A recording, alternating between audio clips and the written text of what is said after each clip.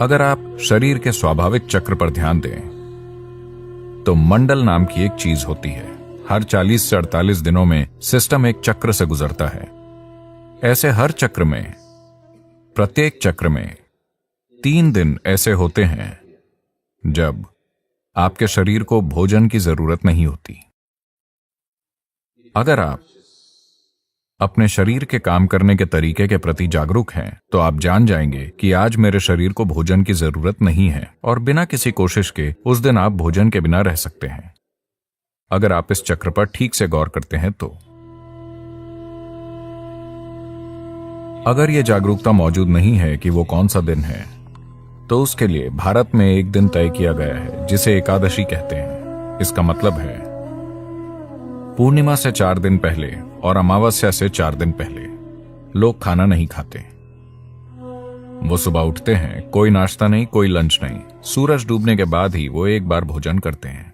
इसका उद्देश्य है सिस्टम को अपना तालमेल ठीक करने की अनुमति देना। अगर आप ये छुट्टी देते हैं तो यह आपकी सेहत के लिए और आपके शरीर के काम करने के तरीके के लिए बहुत अच्छा होगा, क्योंकि खुद को ठीक करने के लिए सिस्टम को वो समय चाहिए। हर दिन भोजन, ये शरीर के लिए बहुत मेहनत का काम है। इसे थोड़ी छुट्टी दीजिए।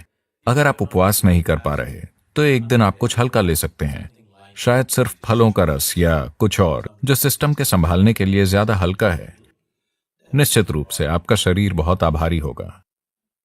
हाँ, हर दिन इसे पके हुए भोजन से लादना अच्छी बात नहीं है। तो इसका आध्यात्मिक महत्व क्या है? क्योंकि यह एक सफाई है। अगर आपका सिस्टम जीवंत नहीं है तो आपको कुछ भी आध्यात्मिक करने की इच्छा नहीं होगी। आप सुस्त महसूस कर रहे हैं। For a meditator, the biggest enemy is sleep. एक ध्यान करने वाले के लिए उसकी सबसे बड़ी दुश्मन नींद है। यहां आंखें बंद करके बैठना और पूरी तरह से सतर्क रहना, इसके लिए कुछ और ही चाहिए। ज्यादातर लोगों के लिए अगर वो आंखें बंद करते हैं तो सो जाते हैं। तो यहां बंद आंखों के साथ बहुत सतर्क रहते हुए बैठने के लिए शरीर में एक स्तर की जीवंतता की जरूरत होती है। तो इस जीवंतता को पैदा करने के लिए हम इस पर गौर करते हैं कि कैसे खाएं, क्या करें, कितना खाएं, ये सारी चीजें। ये आध्यात्मिक नहीं है, लेकिन इससे सही किस्म का शरीर तैयार होता है। अभी अगर आपका शरीर बहुत सुस्त महसूस कर रहा है, मैं आत्मज्ञान की बात कर रहा हूं, तो क्या करें, है ना? तो इसे जीवंत और सतर्क रखना और शरीर को दर्द और समस्याओं से मुक्त रखना महत्वपूर्ण है, क्योंकि सिर्फ तभी आप किसी बड़ी चीज की तलाश करेंगे। अभी आपके पैर में दर्द है, बहुत ज्यादा दर्द है, भगवान प्रकट होते हैं। आप क्या मांगेंगे? पैर का दर्द चला जाए, है ना? आप और क्या मांगेंगे? आप इतना ही मांगेंगे, है ना? क्योंकि शरीर आपके ऊपर इस तरह की ताकत रखता है। जब तक आप इसे एक स्तर की सहजता में नहीं रखते, यह हर दिशा से आप पर हावी रहता है कि नहीं? इसके लिए अपने शरीर को बहुत शुद्ध और स्वस्थ रखना महत्वपूर्ण है, वरना शरीर आपके जीवन में हावी हो जाता है। यह आपको कुछ और सोचने ही नहीं देगा। अभी अगर आपके शरीर में कहीं वाकई दर्द शुरू हो जाए, बस आपकी छोटी उंगली में वाकई बुरी तरह से दर्द शुरू हो जाए, आपकी किसी भी चीज में रुचि नहीं है, न भगवान में, न आत्मज्ञान में, न ध्यान में, कुछ भी नहीं, आपकी रुचि सिर्फ इसी में है कि नहीं? तो इसमें उस तरह की ताकत है, तो आपको इसे खुश रखना होगा। सिर्फ तभी ये आपको कुछ और करने देगा, वरना ये आपको कुछ नहीं करने देगा।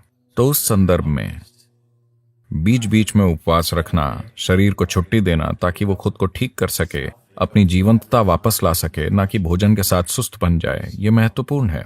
उपवास करने के बजाय अगर आप बस एक भोजन और अगले भोजन के बीच पर्याप्त अंतराल रखते हैं, अगर मैं ये कहता हूं तो आप योग छोड़ देंगे।